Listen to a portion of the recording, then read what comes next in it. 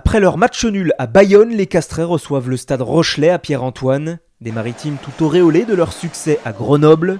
Mais les joueurs de Patrice Colazo et Xavier Garbajosa ne se sont plus imposés dans l'enceinte tarnaise depuis 2002. L'entame castraise est tonitruante, celle des Rochelais poussive, mais à la 23e minute de jeu, toujours 3 partout. Et le réveil des Maritimes avec cet essai de Paul Jordan, premier match en top 14 pour le Sud-Africain. Au ralenti, on apprécie tout le travail de Mouri Valou qui revient intérieur, déchire le rideau tarnais avant de libérer son centre d'une seule main.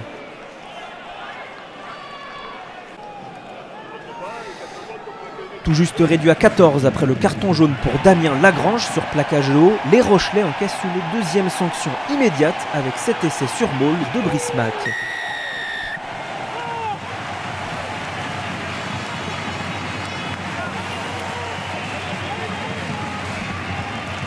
À 8 contre 7, l'alignement tarnais ne fait qu'une bouchée de son vis-à-vis Rochelais avec cette cocotte d'école.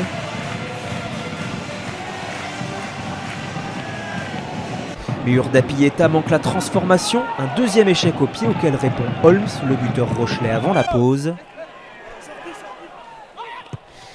À la mi-temps, Castres est mené sur sa pelouse, 13 à 8, sous le regard de Yannick Bru, l'entraîneur des avants du 15 de France. Au retour des vestiaires, le vent de la révolte castraise souffle sur Pierre-Antoine. Temps fort à 5 mètres de l'embut Rochelais, Cambezou est stoppé. Alors Julien Seron fait appel à la puissance de Steve Maffy qui aplatit son premier essai de la saison pour sa première titularisation. Une réalisation tout en puissance qui permet au CO de reprendre l'avantage après la transformation de Benjamin Urdapieta.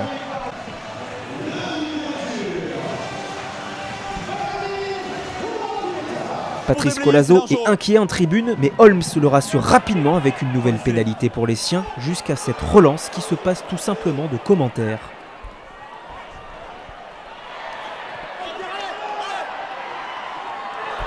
Essai de 100 mètres la semaine dernière, cette fois-ci de 80 mètres avec le premier essai pour l'international à 7 Steve Barry.